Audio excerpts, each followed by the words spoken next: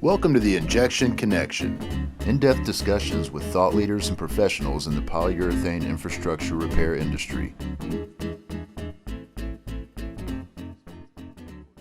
I want to go over, obviously, I'm director of technical services. I've been on the services side for close to 18 years, pretty much now.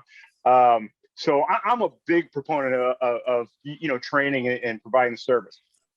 One of the few companies that I've seen, or other manufacturers that I've seen that are real big, that I've had involvement with, I'm not saying it doesn't exist out there, there's tons, but is Sherwin-Williams seems like a champion of educating. They've got a great technical service group, it seems like.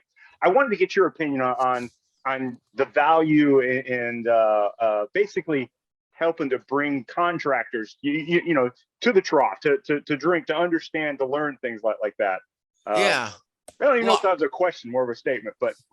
Well, I mean, that was one of the things I think that was unique somewhat to our group at Sherwin-Williams. I mean, Kevin Morris and myself saw Sherwin-Williams is a sales organization. Okay. They manufacture paint to sell it. They aren't necessarily a technical organization. That comes as part of the whole manufacturing and selling. You got to have technical people. But I always believe that the more educated the reps are that are out there selling it, the more they're going to be able to sell. Because if you don't know as much about something as the person you're trying to sell it to, you're going to have very limited results. But if you can at least talk the talk and walk the walk and understand what you're talking about and what you're selling, then you're going to be more successful, and you're going to be able to help out your customers, which builds customer loyalty. If you solve a problem for somebody, I mean, they don't readily forget you. Especially, that's how I built my whole career as a rep, was help people out, solve problems for them, and they will always come back for more. Always. Right. It's very rarely that you save somebody some money and get them out of a jam that they go, well, I'm going to lose his number.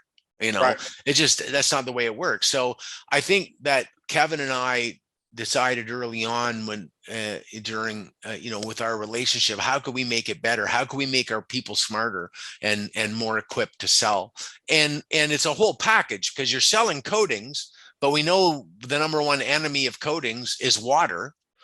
And so they sort of go hand in hand. So I think that,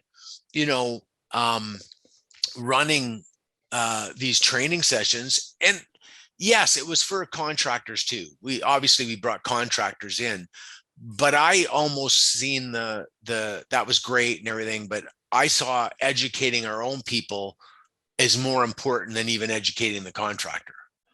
Right.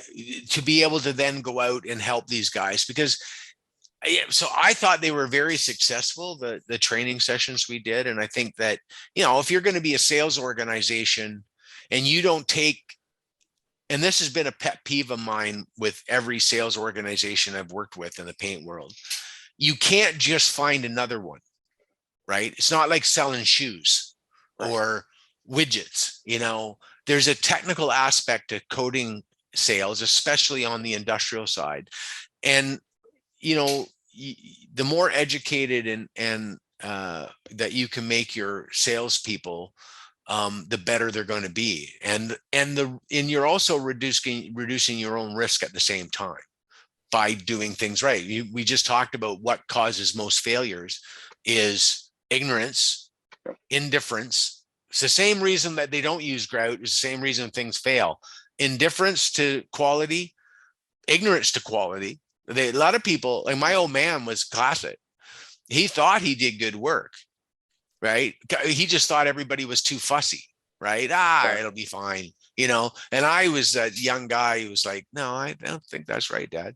I think that's a horrible plan, And he used to tell me all the time, because he never used his blinkers. I may have told you this story before. My dad never used his blinkers, and they used to infuriate me. And I'd say, in the car, I'd say, Dad, I said, you got to use your blinkers, man.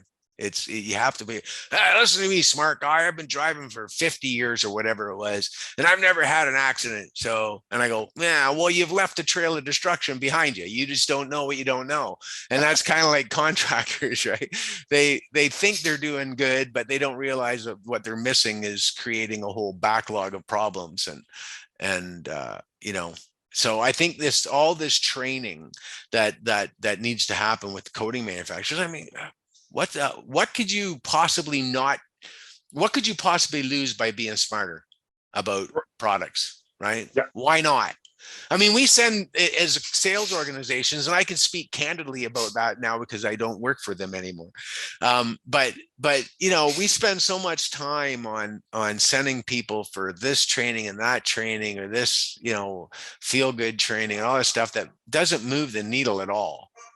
It's just as somebody can check off a box and say, yeah, we accomplished that. And it was always more difficult when we tried to push them through to real technical training, because it's not, you don't do it in an afternoon, right? We used to run our boot camps, if you remember, and they were intense kind of weeks of training and getting things in people's hands and getting a grout gun in their hand and, you know, hooking that nozzle up to the Zerk and pumping it, you know, run it, you know, that kind of stuff is that hands-on. That's how I learn. Yep. I learn by doing, right? And so I think the more that you can convince these coating manufacturers to accept this training and to invest in it will be, because I mean, if you think about it, we know that the biggest opportunity in waterproofing and grouting we haven't even scratched the surface of it yet. Right? We're dealing with things, the obvious, but there's the stuff that's not obvious that it can fix. That is the biggest opportunity.